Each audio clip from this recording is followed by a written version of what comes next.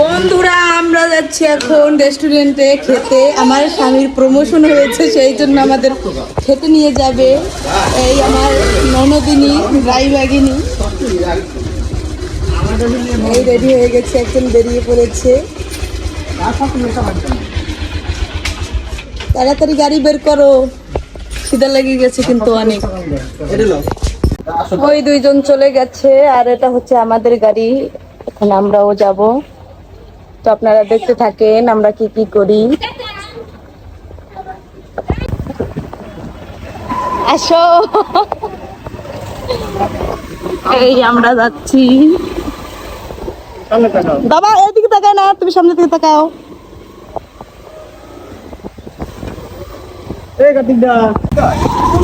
আমরা বাজারের মধ্যে এসে পড়েছি, প্রায় কাছাকাছি এসে পড়েছি। কি বাবু আসবে এই পাশে নাকি?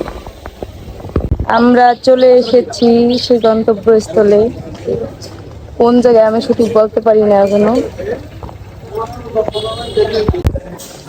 আমরা চলে এসেছি।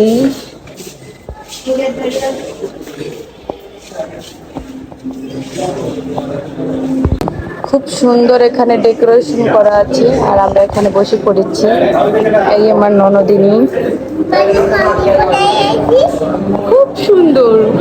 ভালো জায়গায় আসছে তুমি বাবা।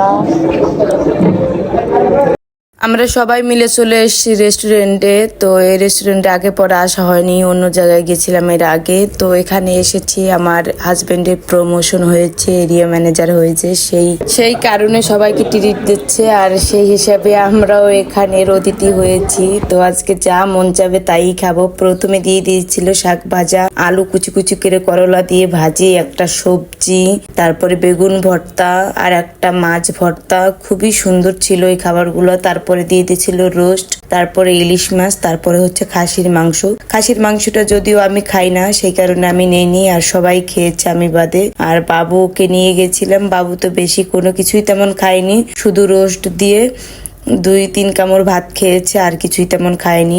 বাবু বসেছিল আমার উল্টা সাইডে, সেই জন্য বাবুকে খাওয়াতে কষ্ট হচ্ছিল, আমার হাত ব্যথা হয়ে গেছিল, সেই জন্য আমি ভালোভাবে খেতেও পারিনি। তবে প্রথমে যে 5 পদের আইটেম দিয়েছে এগুলো অনেক মজা লেগেছে। তারপরে হচ্ছে রোস্ট দিয়ে খেয়েছি। আর এখানে ছিল আমার হাজবেন্ডের কিছু বন্ধুরা, কলিগরা, সবাই আমাকে বলছিল খাসির মাংস খান বৌদি। তো আমি তো খাসির মাংস খাই না, সবাই আমাকে খুব রিকোয়েস্ট করছিল। সবাই খেয়েছে, শুধু আমি আর বাবু খাইনি। খাওয়া দাওয়া শেষ করে আমরা সবাই রওনা হয়ে গেলাম। তো খাওয়া দাওয়া শেষ করে সবাই বলতেছিল যে এখানে খাবার দাবারের মান খুবই ভালো। সত্যি বেশ ভালো খেয়েছি সবাই আমরা। তো বন্ধুরা, আজকের ভিডিওটা এই পর্যন্তই। সবাই ভালো থাকবেন।